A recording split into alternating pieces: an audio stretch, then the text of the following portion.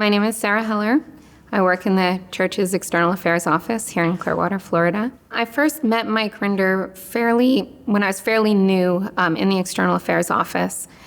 I came into the office and there was this man I hadn't seen before, who was in the main office and had basically taken over somebody else's desk, one of the main desks there. Within a day or so, I observed that basically he seemed to be essentially sitting there, not doing a whole lot, and believe it or not, literally in the middle of our office, sitting on his computer playing solitaire most of the time. So that was my first introduction to him. Mike Rinder's family is from Melbourne, Australia. My mother's family is also from Melbourne. And the families have known each other through many generations. Mike's mother knew my grandmother very well, and through the generations.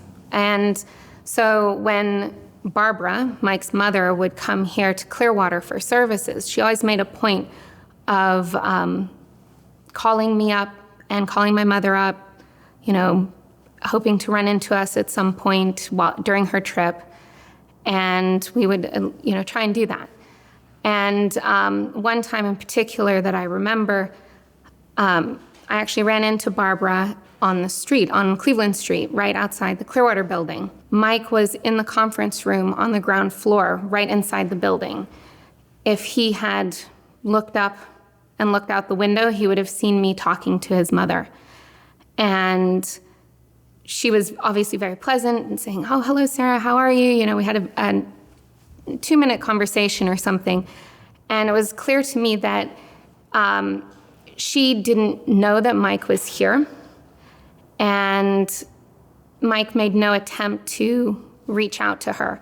And considering she was in Clearwater from Australia and he was here, just from a family perspective, I would have expected that he would have at least said hello to his own mother.